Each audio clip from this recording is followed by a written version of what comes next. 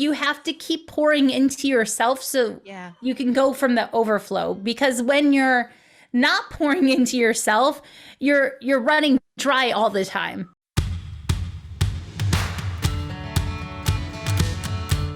Hey, sweet mama. Welcome back to another episode of Mom in Process. As always, I'm your host and creator, Amy Cawthorn. Happy Thursday. Since this is a Thursday episode, I have the beautiful opportunity to introduce you to another incredible guest. Her name is Christy Thomas. She is the host and creator of her own podcast, Keep Calm and Mother On. I loved having her on this show. So I can't wait for you to meet her, to get to know her. They are a military family. Her husband is in the Navy. They move quite often, which we talk about in the episode, but her entire platform is supporting mothers. It is such a beautiful conversation that her and I have. Her children are a step ahead of mine in age. So she is able to articulate some of the wisdom and knowledge that she's learned along the ways. We also have similarities at the start of our journeys in motherhood.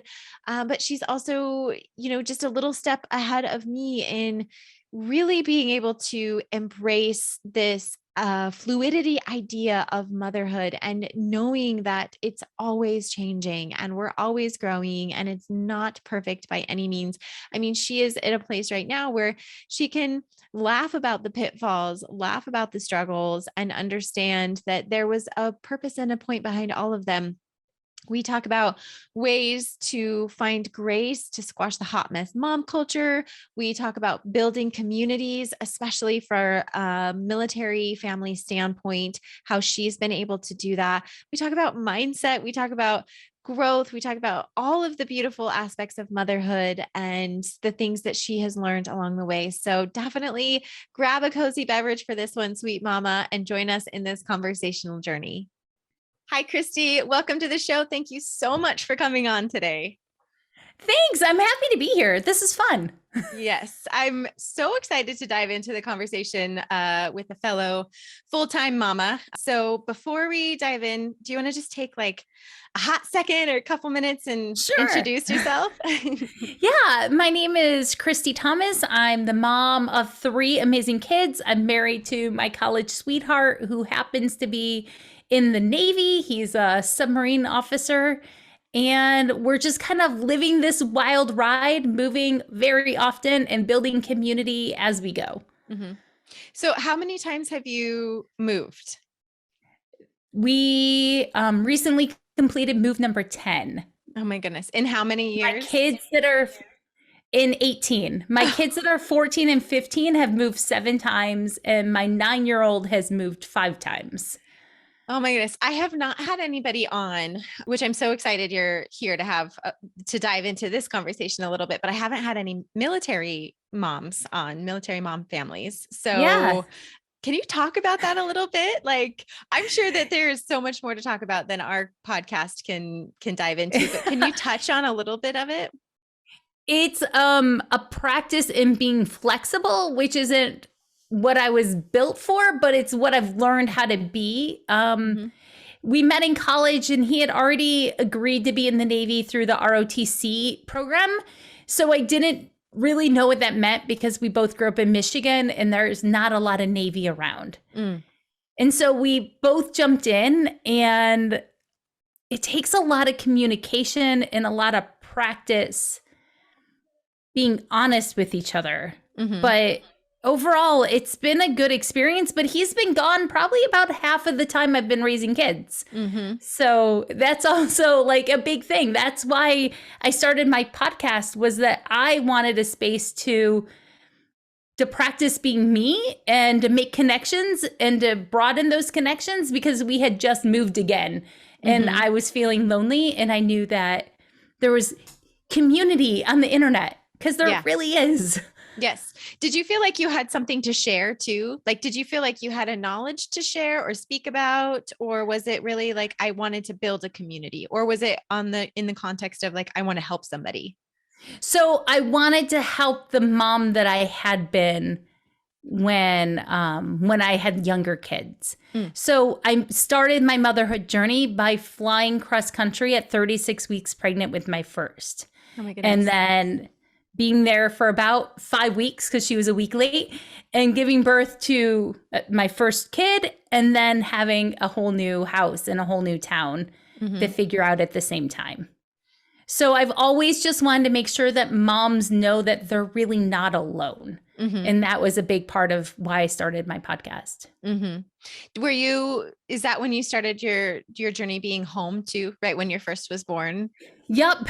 Because before that, I was a public school teacher. And when we moved, with that move, I just didn't renew. I didn't get certified in that state and didn't try to find a job. Yeah. Yeah. So was your husband home, or was he so gone? he was at sea for on and off during my pregnancy with her. And then when we moved cross country, he was actually in grad school. So he was home for those next 2 years. Okay. Wow. What a wild ride though. Just, I mean, diving into motherhood in that context and in that scenario, I just can't. I was nervous that I was gonna like have a baby and we would still be living in the hotel and not in our house yet. Like we didn't have housing set up when I arrived. Yeah. So the podcast, how did that first part of creating the podcast go for you in terms of speaking your truth, I guess, and being vulnerable in that way? Were you just like, I am so ready for this and here is all of it? Or was it like a process to get to that openness? It's been a process, right? Like showing up and listening to the episodes that I started back in November of 2018 versus now, I can hear like the nervousness in my voice and I'm much more confident now. But really, I just knew that there was someone out there feeling a little bit lonely in their own house with like this dream life that they always wanted, but they weren't connecting with people that were making them feel seen and safe and soothed and secure in that role as a mom. So I wanted to just have a voice out there so they could find it and know that they're, despite all of their doubts, exactly the right mom for their kids. And that they can have fun in motherhood. And while things are heavy sometimes, it was mostly going to be okay. How did you handle those first years? So, you started your podcast a little bit later. So our journeys are parallel in some ways, which I absolutely love, Christy. And so thank you for sharing all of that too. I mean, that was very, very much the reason why I started the podcast too, is I was like, I feel like I have something to say and I want to help a mom. I want to help I want to help me 5 years ago. I want to help me, like I don't want to say the old me, but the new young mom me who was floundering and had no freaking clue, what I was doing. But it wasn't that I needed parenting advice. It was that I needed self-help. Like I needed help in how to focus on me and then how to handle this journey, right? And this understanding. So, how did you handle it? Like, how were those first few years? Was there ups and downs? I mean, obviously there was, because let's be honest, like every mother goes through that. Right. So I guess maybe I'm asking, like, what were some of the downs? Like, I guess maybe that's what I'm asking is what were some of the lows? So move, right? Yeah. We got really lucky with the place that we moved to, had this amazing program that I got connected to right away. It was called Parents Place. And what you did was you registered your infants based on their birthday. And then you got connected to the circle of moms. There was like 10 moms and we met once a week for like 2 hours at a time. And it was at a community like education center in the town we were living in. And because of that, I was able to network and see other moms and actually like meet people, right? And all the babies were around the same 3-month age window. But that still was not the easiest. I mean, there are stories. I remember being mad. Motherhood brought out a lot of anger for me, feeling trapped. Like this was what I wanted, but I felt like I had lost voice and agency by not having income anymore. And I know that's not something my husband ever meant to have happen, but it's like the pressure from the outside world, right? That your worth is based on how much you earn. Yes. Yeah. I talk about that a lot in the podcast, and what I really hope, but it took me 6 years to figure out like my value and my worthiness. And I knew in coming home, leaving my career to be home, that there was value for my children and value for my husband. But what I didn't fully wrap my head around and grasp was the value in myself and where my value and contribution to society lies.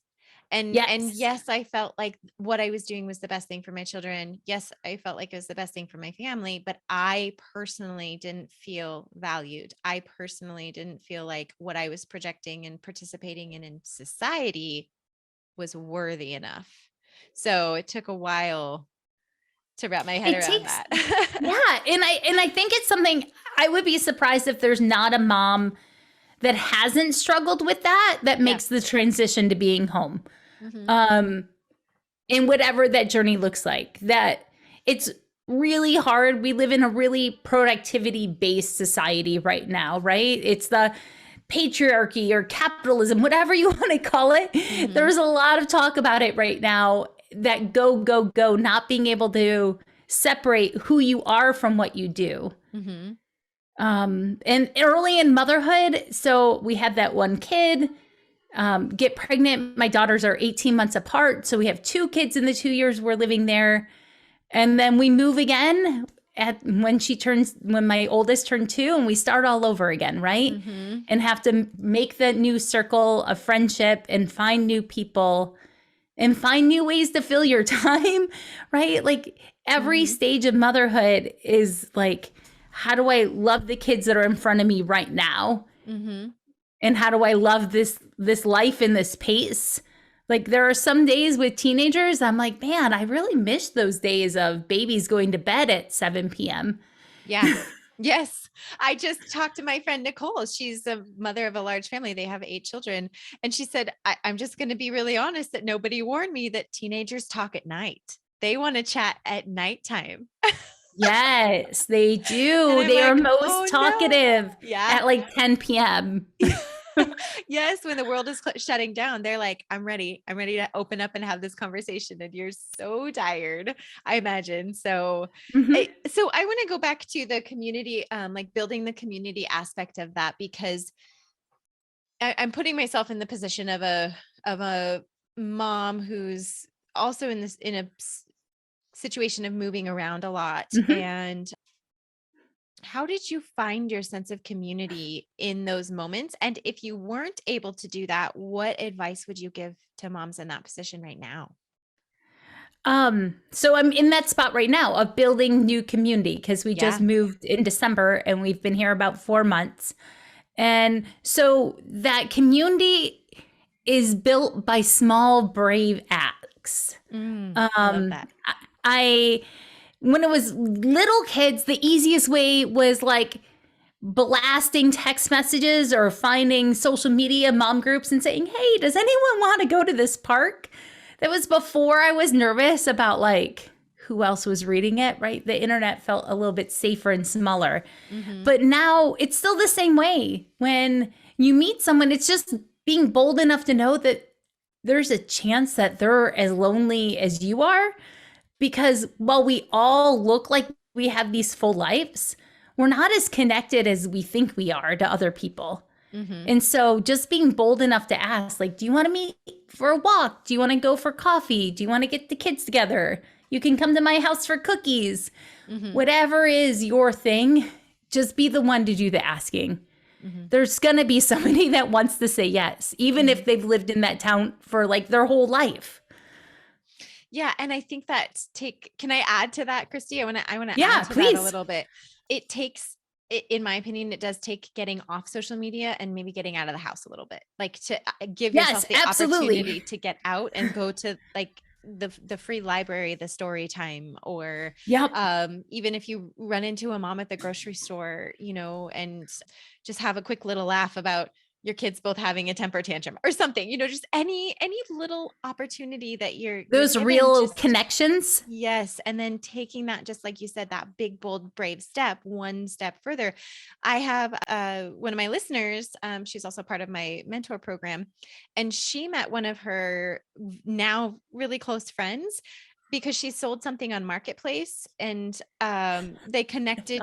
I can't remember honestly if she bought something or the friend bought something from her. Anyways, somehow they connected through Marketplace sale, and they chatted just briefly. And then she was like, she took advantage of that opportunity and just took it one step further. Hey, we had a great connection today. Do you want to get together for a play date at the park? In a safe space, like outside. She Bravo. didn't, Exactly. and I was so proud of her. And now they've become close and they're family friends, and they've done things like their kids are all kind of the same age. And so, but it just takes that. I completely agree. And I love that you Just share that. The once. one Yeah. act. That brave ask. And really, I got really good at moving.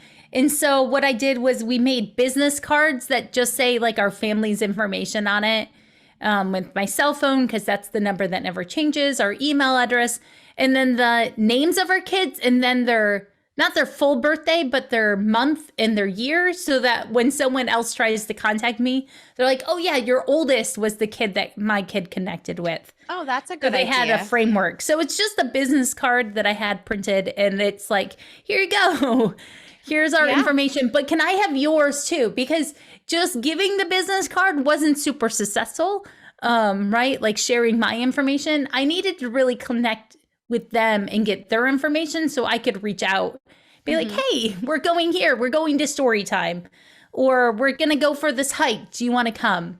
Right. So instead of relying on the other person to do the bold, brave thing, you put it back and held yourself accountable to taking that I action. tried it. Yeah. I tried doing it just the easy way of like, hey, here's my information. And I realized that it wasn't successful, that I had to ask a little bit more. Yeah. Do you find yourself personality wise as a bold, brave person in general, or is that something that you've had to learn how to do? No, I think I've always been the bold, brave person. My mom tells the story of like my preschool teacher said I was going to be president someday. Oh my gosh, I love that. So I think that I've always been a little bit more like, what's the worst that can happen? The worst that happens is that I get a no.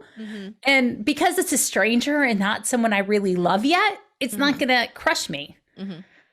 So do you think, we hear this all the time, but I just want to hear your opinion on it too, that moms need community, that we really do need community? And do you think we need community as much as what we're being told we need it? Or do you think that there's a way for us to thrive independently on our own? I think we need it more than what is being said. Yeah. Okay. I think that motherhood is way too important to do it alone, and that your motherhood village might look like people that are in their like 20 years ahead of you, right? With kids that are your age. Like I have some great mentors that kids are my age, but I don't know their kids. I just got to know, the grandma like person. And then there's great community I found with moms that are younger, with much younger kids. It's just, we need people. We need to stop thinking that we're these own islands. We need community more than we think we do. Yeah, I agree 100%. And I always thought like, it's okay, I can do this by myself, and it wasn't until I really articulated and said out loud and told my husband, I'm lonely. Motherhood is so lonely. I'm glad you said it out loud. It is so lonely. And then I was like, I have to really work at this. And I was able to accept that task that I knew was laying in front of me, of the work that I needed to do to build community for myself. I think sometimes people assume, maybe other moms assume, that like we've just kind of fallen into communities and, we've just, or maybe even always had some kind of community around us. And that is, for me, at least, my journey. And it sounds like obviously for you, Christy, that really wasn't the case. It took a lot of work on my end, a lot of bold, brave conversations, a lot of very intentional moments and conversations Mhm. to build and work on building a community. And I'm 8 years into being a full-time mom, and I feel like genuinely outside of the podcast, that in this podcast community that I'm creating here is separate from like I'm talking about like these in-person community Yeah. opportunities that I have. It's taken me, I don't think it's been until probably the last 2, maybe 3 years that I felt like I feel supported. Like I have a good solid group of mom friends that we meet with every week, but it has taken so many intentional conversations to get to that point. Reaching out to complete strangers. And I'm like that mom at the library now Totally. that's like, "Oh my gosh, there's new blood. There's a new mom. Are you from around here?" And I mean, I try really hard to not like bombard them, but I'm like, "How are you? How are things? But how are you really? And are you new to around here? Do you have a community? Like, oh, and we meet every Thursday, just so you know, come hang out with us." I'm at that point now, but it wasn't that way. Like it wasn't that way in the beginning. It took a lot of effort. Absolutely. It's Yeah. a lot of effort. And as your kids age, it's going to change too. I Hmm. remember thinking about this as my kids were getting into like mid elementary school and Googling and thinking about lonely moms. And when you Google lonely moms, you often get things about middle school moms and Mm. how like that age of like fourth through eighth grade is like the loneliest mom years because it's a lot of drop off and go activities and you're not bonding anymore and staying with your kids to do the crafts. Hmm. Um, so just be on the lookout for that you're going to have to pivot and change. I've had to pivot and change. And I Hmm. didn't realize that was one of the things I learned early in all of this crazy pandemic life stuff, right? Is that the moms that I sat with at karate were way more my community than I would have given them credit for before I couldn't see them again. Right. Right.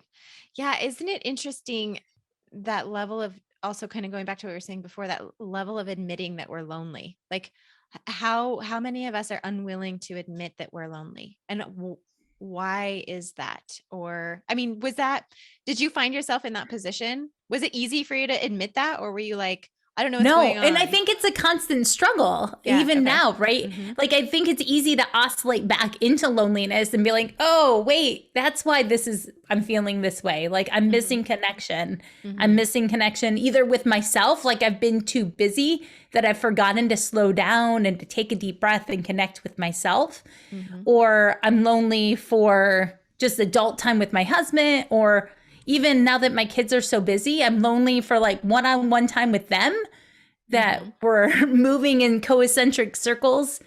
Um, or I'm lonely for community with actual other like moms, other women. Mm-hmm.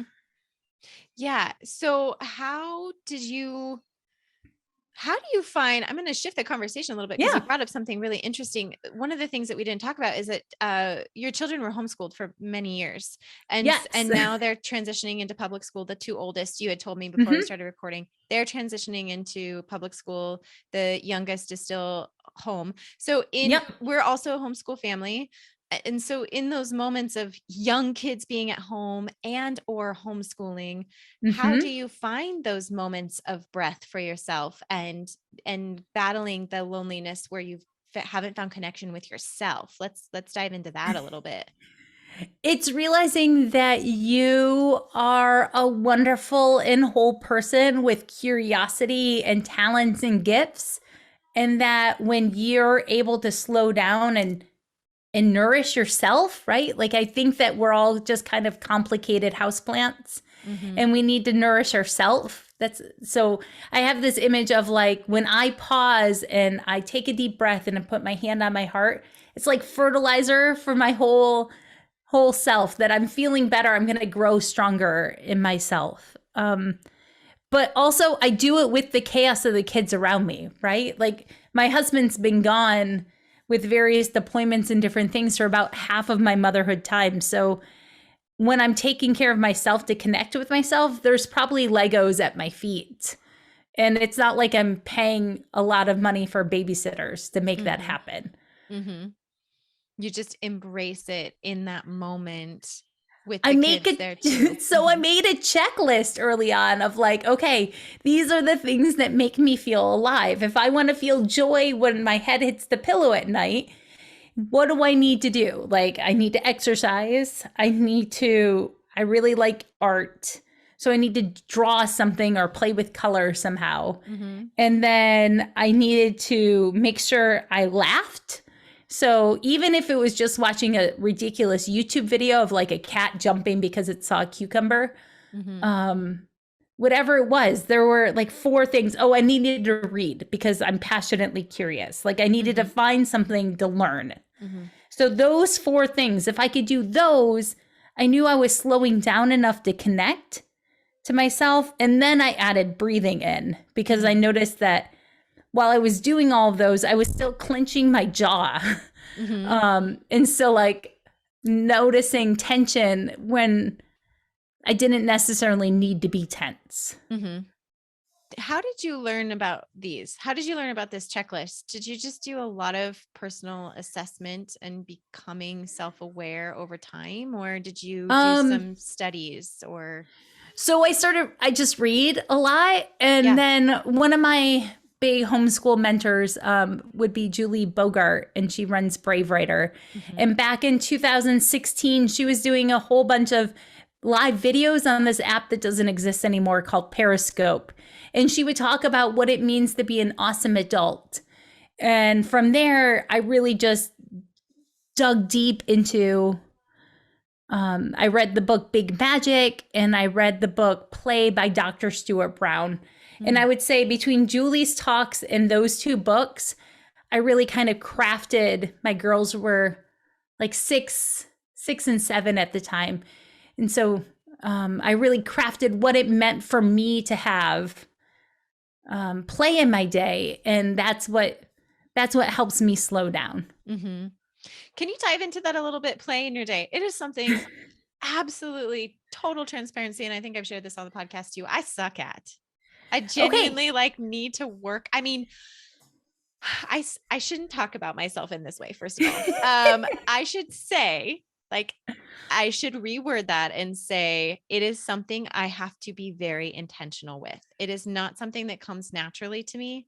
And I have found in my conversations with the majority of mothers, especially full-time moms, that we're pretty much all in the same boat, and that we're getting pulled so many different directions that play ends up feeling like work, or it seems frivolous is the other side, where we don't allow ourselves to have the time to do that because we need to do the dishes and move over the laundry and all these other things that start to pile up when we take time to play either with our children or for ourselves. Right. So can you dive into that a little bit? I would just love to hear your perspective on this and maybe some tips that you have, because it's something that I feel is very important, but I have to work on being very intentional with. Okay, so before I learned how to like embrace play for myself, I've always had the perspective that moms are the makers of memories, MOM, right? The mom is the maker of memories. And so I've always wanted to curate these tiny moments of just ordinary fun or like over the top joy in my kid's life, that I knew that we were going to embrace this military Navy lifestyle. We were going to move around a lot, and we weren't going to be able to have traditions in the same places like I had growing up with my cousins and like things like that. So I wanted to make sure that we had things that connected us to who we were despite wherever we lived, right? So I've always thought that being the mom was my second chance at this amazing childhood. And I got to be the one to make all the memories. Like, and it could just be as simple as we have so many memories of just whole bottles of sprinkles poured onto applesauce at dinner, right? Like we would just pour, like the kids went through so many sprinkles in their preschool years to eat the applesauce. But I just wanted this like moment in my head of them stirring the applesauce and talking about unicorns and messiness and just fun. So I've always seen that the mom was the curator of the memories, for good or bad, like not extra pressure, but it was like this joy and privilege that I got to figure out how to make memories with the kids. But the how to have fun myself part was this whole different thing. But I noticed that my husband didn't have the same problem. That he could go on a bike ride and meet up with friends, and we would talk, and we're like, yeah, sure, go. And he would come back and he would be like humming a happy tune, and he would be like ready to play chase and tag with the kids and like have this awesome attitude. And then I was like, okay, so he does that. He comes back with this. But I didn't have like those outings planned for myself. Like I wasn't giving myself that permission. So I decided to just come up with the motto that motherhood was too serious to be serious all the time. Oh my gosh, I love it. And so I have these glasses that I put on often. And the first time I found them were at the dollar store. And it just reminds me to just let down my hair and to have fun, that I deserve to have a fun life and my kids deserve to have a fun mom, that it's not frivolous because it lets me be more of me and more relaxed. I love that so much. I feel very sort of torn sometimes between, I talk a lot about treating our role as stay-at-home moms as a job, like a career, like this is a career choice. So that's treated as such. So you have this one polarizing idea of like home management and, but in all of these like goals and expectations and tasks and things like that, because I do think that that's what keeps us progressing forward. I do think that there's validity in that, but then you have this other side too. Right. And the other side is the, like you said, the maker of memories, the curator of fun, and the creator of coziness. Like I am so big on coziness takes consideration and it takes effort. And so I have this other side over here too, where I want the memories and I want the experiences and I want the joy and the laughter and all of that. But then I have this other side that's pulling me in another direction where I'm like, yes, but I also need to have my food management and home management and things done. So yeah, I have these two areas that are really pulling me. I have one area that's like, Amy, slow down, you're missing these things. And so I'll take a pause, or we'll go for a hike, or, we'll go for our walks. But then there is the other aspect of the guilt that seeps in while those are happening. And I'm like, I should be home doing the dishes. I should be home doing the laundry, or, I had all of these like emails I needed to respond to or whatever. How do you find the ease and ebbs and flows of that? Or is this just real life constant and we just take it as it comes? What are your thoughts? A little bit of both. Okay. I try to remember when I'm feeling pulled about what the best choice is. When like I have an obvious choice, like your daughter has asked you to do something and you probably have the time to do it, but you see the laundry over there or whatever you need to do, the email.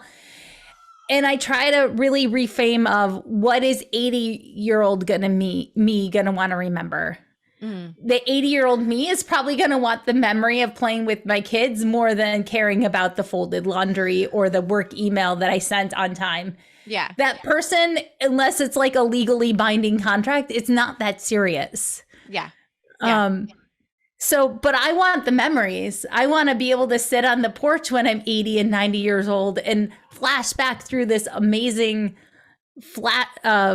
list of things that we did that were simple, ordinary things, because that's really what's going to matter in that mom in process, right? Like 80-year-old me as a mom is going to want to remember that she picked the people. I've always wanted to pick people over productivity. I love that. Oh my goodness. People over productivity. I love that. Choosing your children or choosing your husband and instead of, choosing the laundry or the Legos that are on the floor, or even choosing self, choosing yourself is part of people. That's absolutely part of that. Yeah. So, yeah. Showing up and being consistent with your podcast here and doing this work, right, is choosing you and like the person that you want to remember as trying when you're 80 years old. Like I was brave enough to do this bold thing and show up here and build community. Yeah, absolutely. Hey, sweet mama, I had to pause this conversation for a brief moment and let you in on a super exciting puzzle piece that we have almost in place. We have the Mom in Process blog coming soon, and I'm so excited to finally make this announcement because this is an aspect of the community that I've been working on.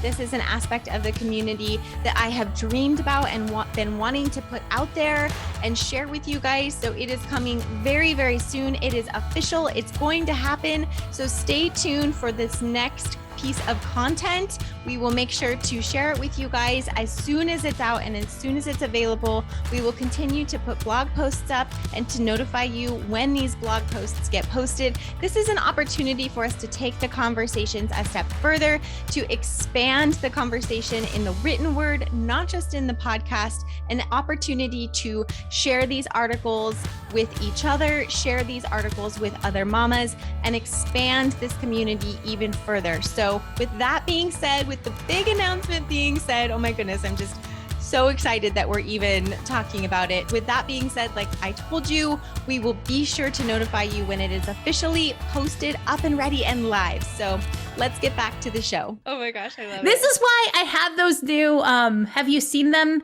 Those loop earbuds that they're talking, like moms, right, are exposed to a lot of sensory input, and some of us are more sensitive to noise than others. I'm very and so these loop, these loop earbuds, they're earplugs, but they have a set that's like doesn't completely block out the noise. It just takes it down a little bit. It's only negative 18 decibels. So it's not like a huge amount, but it's enough to like take the edge off. I might have to look into those. Some of this we may edit out and I might leave this in here because I was just talking to a friend about this actually, about our noise level, our individual thresholds for what we can tolerate. And my mom's threshold when I was a child was very low. Like she did not like noise. She didn't like the running in the house, and I want to have a home of fun and and be open to that. But I also know that I have a limit. I have a threshold. And when it gets to that threshold, it really impacts my mood and my behavior and my patience. And so if I'm okay with them running around, it's just the noise that's bothering me. That might be something that I that's need a to you really problem versus like them problem. Yes. Yeah, I think that's why my mom did so much vacuuming too. Was that like the sound of the vacuum was a soothing sound compared to the sound of us yelling and having fun. Yeah. And I find sometimes I'll listen to podcasts when I'm doing the dishes, but if the kids are too noisy in the background, the podcast becomes too much too. I need something quieter and I need something slower and less noise, which is why a lot of times on my walks, I'm like, just turn it all off. I can't listen to a podcast. I used to wear like noise canceling headphones around the house for a long time, especially when we were all homeschooling. There'd be a point in the day, like clockwork. It was like, okay, it's audiobook time for me or whatever. And I needed to put those headphones on to have like some break. Yeah. Yes. Oh, I love that tip a lot. Okay. So I want to dive into a question here, Christy. I want to talk about grace in motherhood. And I want to know, I talk a lot about squashing this hot mess mom culture. And if you have a difference of opinion, absolutely. I'm open to differences of opinion. Let's squash it. Please squash it. Okay. So how do you spread the message of giving grace in motherhood without giving into the hot mess mom culture? So how do we allow for grace without allowing this sort of lackluster, I'm not going to try, it's okay if I'm a hot mess sort of like mentality? There's a balance there. There is a balance. And so that's part of that whole, when you are the one in charge of making all the fun memories, you get to show up differently. And then also just knowing deep down that however your kid came into your life, right? Like, because I've talked with adopted moms and foster moms, however that child is in your life, you're that right mom for them in that moment. I hands down believe it. Like, I don't think it's I don't think it's random chance that the moms and kids come together. I think that knowing like deep down that you're the right mom for your kid and that, yes, you're growing with them. And so there are going to be hurdles because I've never raised a 15-year-old before or a 9-year-old boy before or whatever it is. That knowing that you're in process, right? Lets you have that grace of making mistakes and modeling that for your kids. It's one of the best things we can do is to stop pretending like we don't have to be the perfect mom, but we don't have to be the hot mess mom. The good enough mom is like the zone that we want to be in.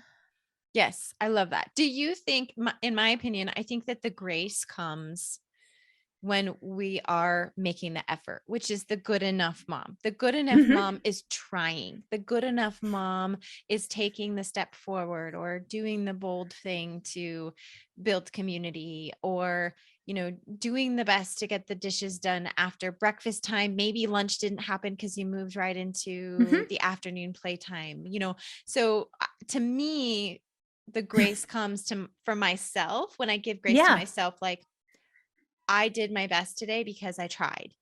But the hot mess mom culture to me comes when there is no effort made. It's acceptable to just, this is where I am and I land where I land. And it's now okay that I haven't gotten dressed in 3 days or done my hair. You know, what are your thoughts on that?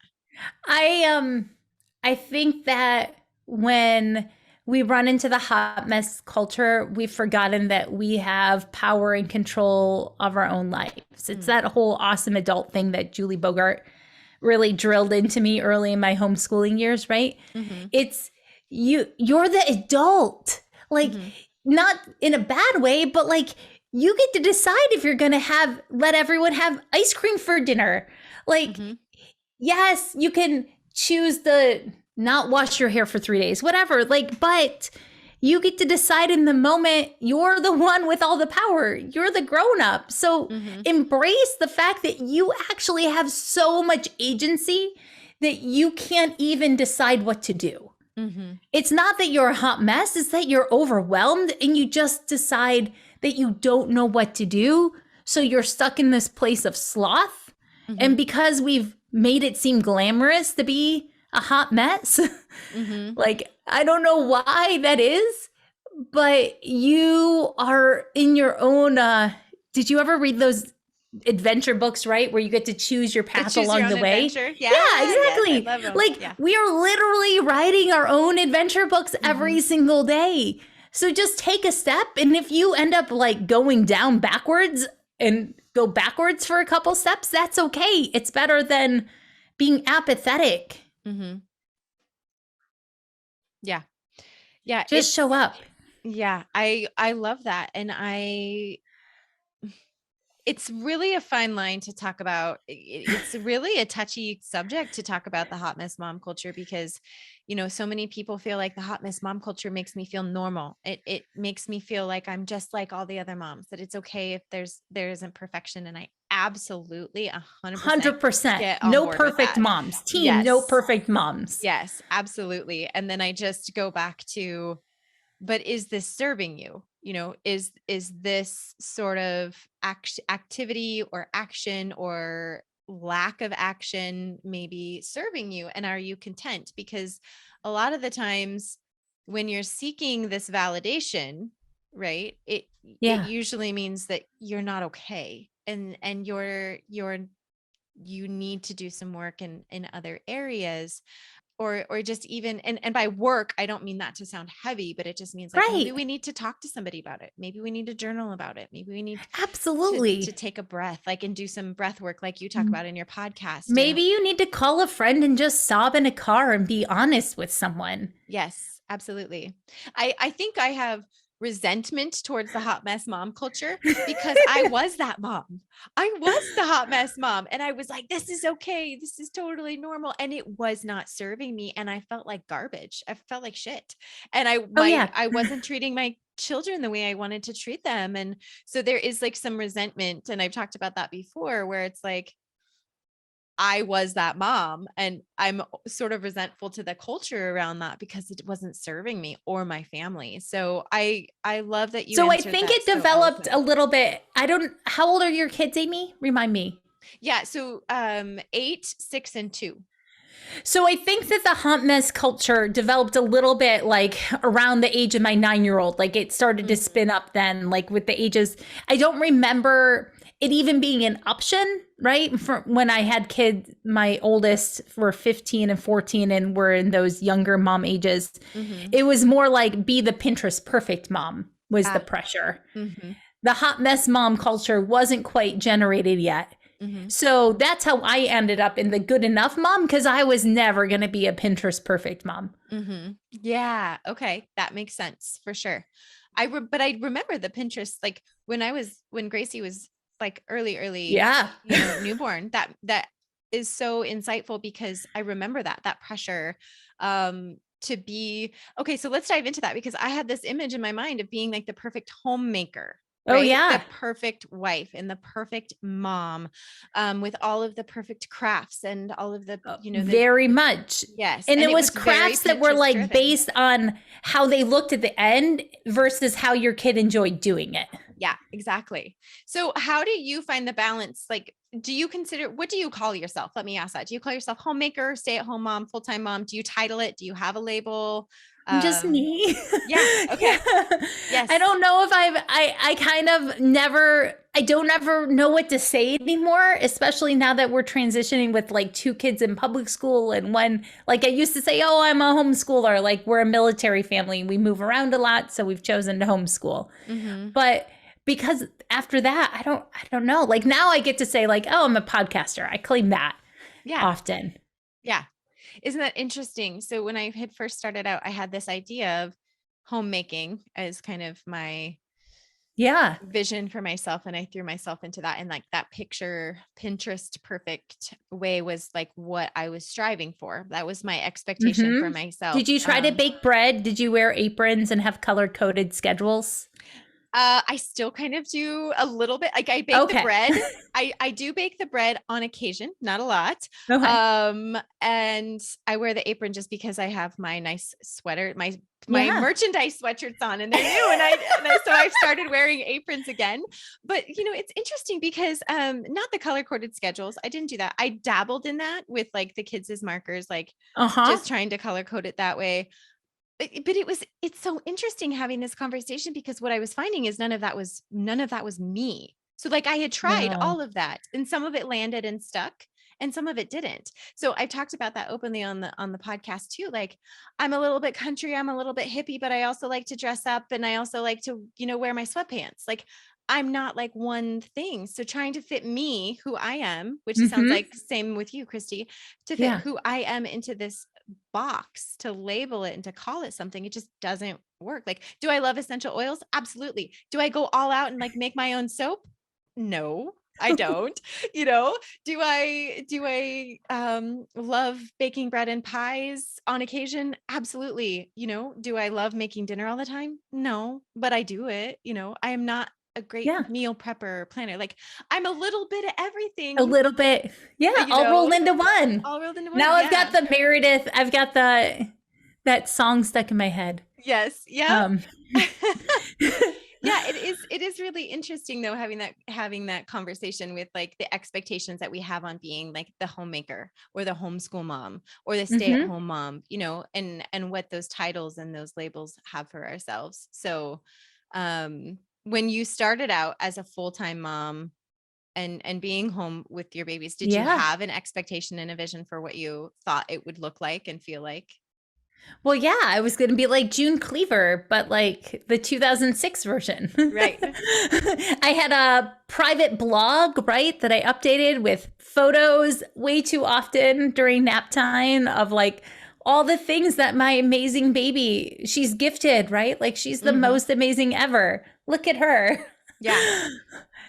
There was a lot of pressure about how great this kid was and the meals I was making and, oh, you got to exercise, got to get that body back, you know, all of that. That's what I remember early on. Yeah. And so now you've allowed yourself to grow in this process of motherhood. So Thank goodness. What are your views on it now? Like, what have you come to know now around all of that? That my kids are wonderful, whole human beings, and they're going to do things on their very own timeline, no matter how hard I try. Potty training in a weekend, never going to happen in my house with my 3 kids, but it might work for someone. We're just on our own timelines, and they have amazing talents and strengths that I couldn't have even imagined if I tried. So it's better for me to just take a deep breath and watch them and support them with all sorts of invisible scaffolding around them. I think that's what moms build. And to let myself dream and enjoy and to not cling too tightly to the kid that they were and to just watch them grow into the person that they are. I love that a lot. So I know we were kind of like laughing about our past selves and, you know, like these kind of, I don't want to say mistakes that we've made, but like trying to be this, you know, Pinterest perfect mom. But do you think that It's there's just an dress aspect, up, right? Right. Do you think that there's an aspect of that though, that, that was good for you? Do you think that there was an aspect of it that was like, it kind of brought you to who you are now? Yeah, because it's all dress up. It's all just trying on things and then deciding, oh, I don't actually like how those feel. Like I'm not a pointy shoe person. Got it. I don't need to try that ever again. But if I hadn't have tried it on in the first place, to dabble in it, that I wouldn't know I had strong opinions about it. Yeah. When I first started out, I thought I needed a sewing machine. I'm going to sew my own clothes, and I'm going to sew baby clothes, and I make all their own. I sewed baby clothes. I sold baby clothes for a little bit. Oh, yeah. Good for you for getting that far. Cause I didn't even get that far. But we made clothes out of bandanas. So they were like half done already. Oh my gosh. Fun. Yeah. So I had this beautiful Bernina sewing machine, and I still have it, thinking that, you know, I was going to be the sew everything mom. And I got this piece of equipment. I'm like, oh, the hell I am. No, I'm not going to do this. And I tried and I enjoyed it a little bit, but you know, I enjoyed things more. I enjoyed other things more. And I decided that is okay. In fact, a lot of my listeners know that my podcasting table, but I have everything, is my quilting table that sat unused for years because it was not, I loved other things more.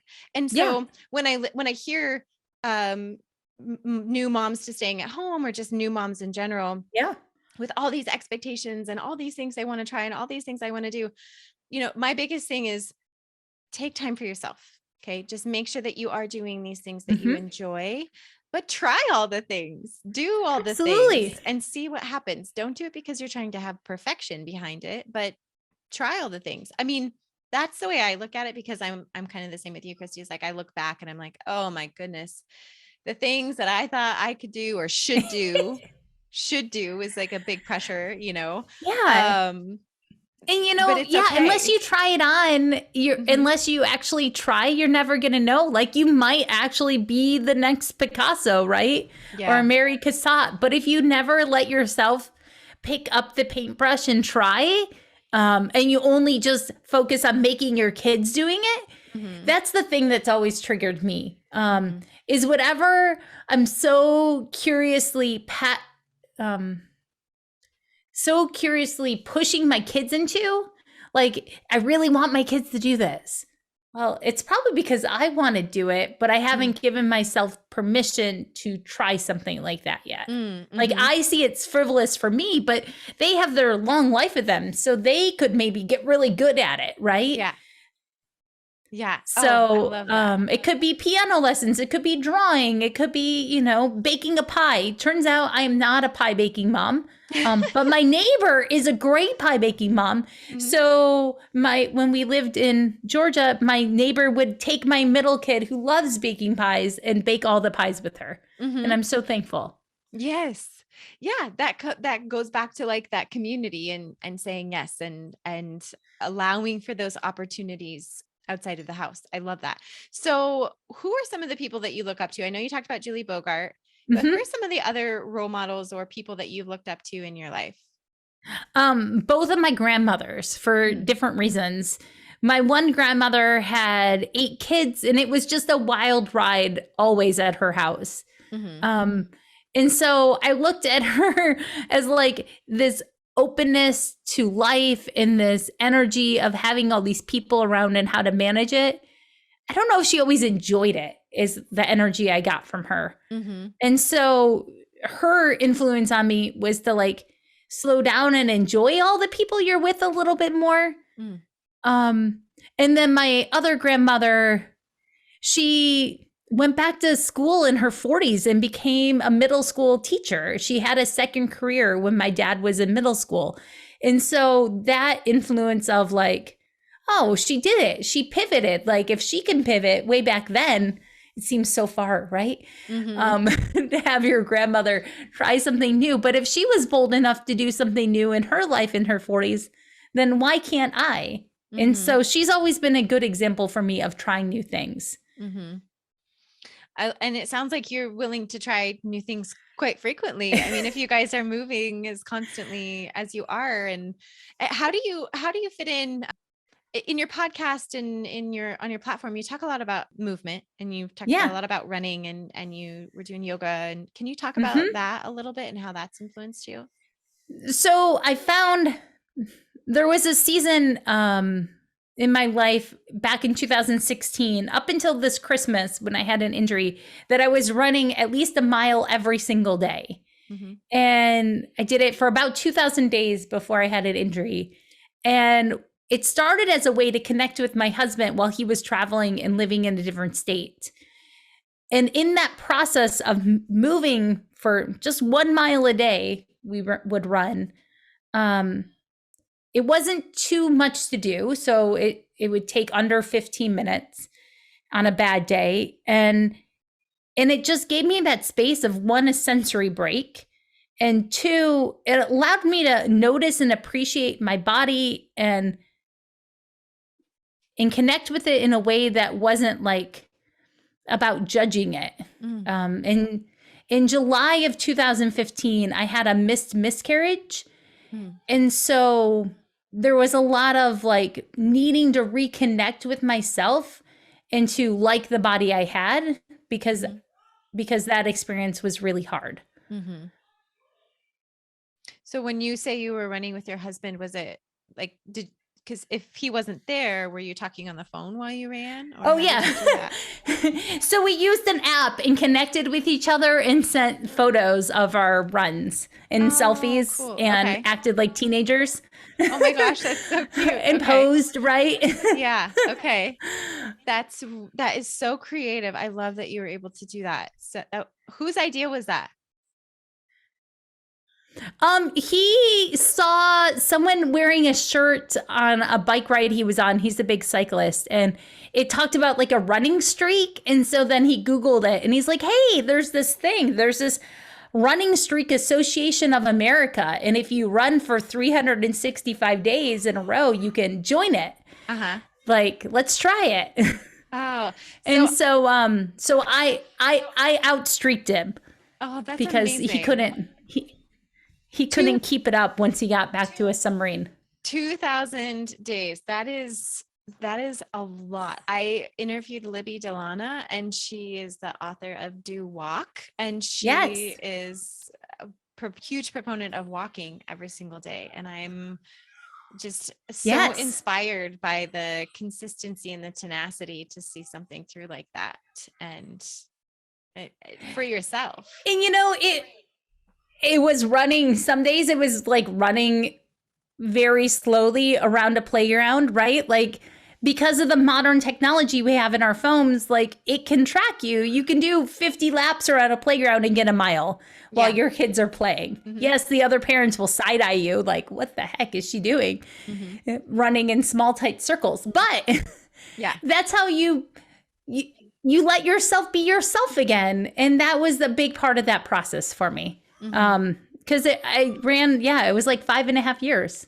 So that is amazing. I am so inspired by that. And the thing is with the, with the moms at the playground, the onlookers, if they really knew, if they really asked a question, I mean, I'm bold enough to ask, like, what are you doing? Because I'm just nosy, curious is a better word. They would find themselves so inspired by that. And so I love that you're doing that. But the moms at the playground, just like, I just feel like they would find that very inspiring by you doing something that is true to you and feels good to you.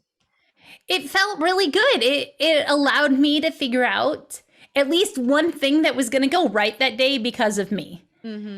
I could like check off, right? Like, so yes, the laundry, check, or whatever, the dishes, but all of those tiny tasks, right? Like I think parenthood sometimes is reduced motherhood, but I think it's really just parenting and being an adult. It's like all these minutia of tasks that we're trying to manage, but really it's always the people that matter the most. And then when you stop and look at the people and start to look at connections and relationships, the thing that fuels the relationship the most is your connection to yourself. And so I always knew I wanted to teach again someday. And so that was part of the podcast journey too, was that I knew I didn't want to teach kids anymore besides my own, that there was way more power in reaching moms and connecting with them because they were going to then spread out their own roots and connect with their kids and make more ripples. It was more, if I want to have a peaceful world, and I really want to have a peaceful world someday, then it starts with like empowering one mom to take action and to be confident and to feel loved herself so she can love the people in her life well, right? From that overflow of the fountain, not just like they talk about, I'm sure you've heard the analogy, right? Of like, you want to have a full cup or whatever it is. But you don't want to have a full cup just so you can keep pouring it out to other people. Like that's the wrong way to think about it. You want to keep pouring into your cup all day long so that you're giving from like the stuff that's spilling over. I love that analogy. That you're instead of pouring into your cup, okay, it's full, now dump it out. Pour into your cup, it's full, now dump it out. It's like, no, continue pouring into your cup and whatever spills over. That's the bonus. That's the extra. Like when I show up as my best self, when I show up and like draw at the kitchen table and invite my family to draw with me, their participation is bonus. And me being my best self is really their gift that they're going to get. Joining me in my hobby is great, but like it's all from the overflow. I want to parent from the overflow. I want to live from the overflow. Oh my gosh, I love that so much. It's the same when I do yoga or if I go for a walk. And there's times when I go for a walk and I say, mommy needs to walk by herself today. And there's times where I'll just look at one of the sweet faces, like, and they don't always all want to go with me, but like if Gracie's like, Mom, I would really love some mommy time. Can I come with you? And I'm like, yes, because I have the capacity to do this because I'm already pouring into me and I already feel so good about having this time to give to myself that I can have you come with me versus, if I haven't taken care of myself that day and then I have a kid that wants to help me with dinner and it's just been an absolute chaotic dinner. And I'm like, no, absolutely not. Right? That's that overload, that sensory overload. Like you have to keep pouring into yourself so you can go from the overflow. Because when you're not pouring into yourself, you're running dry all the time. Yeah. Yeah, absolutely. So it's hard. I mean, that was the biggest thing I think that I learned through all the years and that I keep working on. And I see it in different seasons of moms that are older than me too. Like Well, what do you do when you have a 16-year-old that suddenly has a much more active social life than you, right? Mm-hmm. Like, Yes. you have to keep finding ways to fill up your own self because your kids aren't responsible for filling you up. Right. I love that. Christy, this conversation is amazing. I could keep talking to you for hours. We have so much similarity, so many similarities in our journeys. I feel like you're just like that one step ahead of me with your kids being a little bit older, which I absolutely am inspired by and admire. So thank you for sharing some of your wisdom and your heartache pitfalls, the lows and the highs. Yeah. If you could leave listeners with, I know that this is such a hard question to answer, but with one piece of advice, like if a mom was coming to you, what would you tell her? I would give her a big hug and say I see you, Mhm. that you're really trying the best that you can in this moment, and that motherhood is hard, but you're exactly the right mom for your kids, and I'm really glad that you're here on earth with me right now. And don't give up. Let's Mhm. find something fun to do together. Mhm. I love that. Thank you so much, Christy, for all of that advice and all of your wisdom. And how can people connect with you before we sign Yeah. off? So the best way to connect with me, if you're a podcast listener, is to look up the podcast called Keep Calm Mother On. That's my show. There's 2 episodes a week, a Tuesday episode that's a breathe with me moment that I started to record so that I can enjoy the amazing life I already have. I just needed to slow down. So that's what the breathe with me episodes offer. And then there's the normal Friday episodes that just come out and are solos or interviews like this.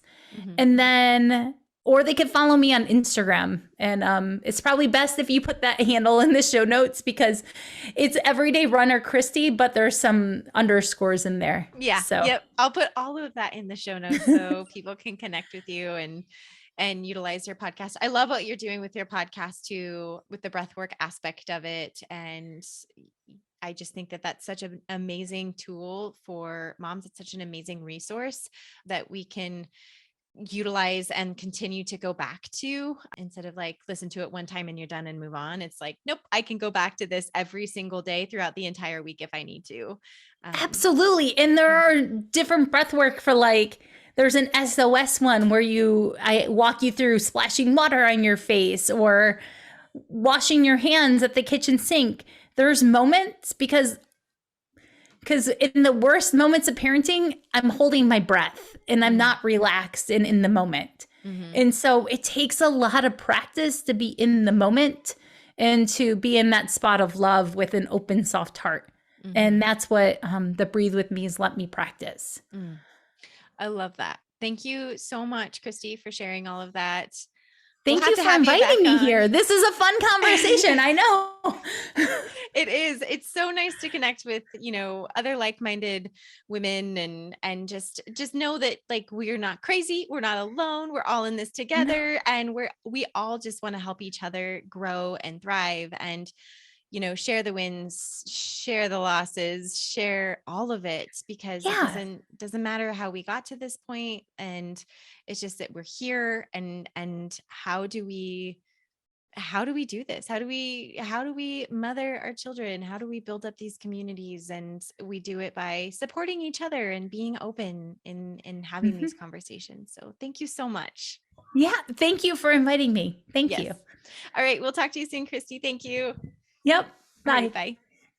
Hey, sweet mama. Thank you so much for joining Christy and I in this conversational journey. I absolutely loved getting to know her. I loved having her on the show and hearing her perspective on being a full-time mom, especially from the standpoint of a military family and the dynamics of that. I think that we can all learn a little bit from that aspect of life and just understanding and knowing different perspectives and how we all came to be on these motherhood journeys and that everybody is really kind of going through their own trials and their own struggles. And Christy does such a beautiful job of making us feel at ease. I wanted to give her a huge hug after being on the podcast. So as she said, you can find her podcast anywhere that you stream podcasts. Keep Calm and Mother On. I will put all of her contact information information in the show notes below. Christy, thank you so much for joining me today in this conversational journey. I absolutely loved getting to know you, and I see many more conversations between us happening in the future. So thank you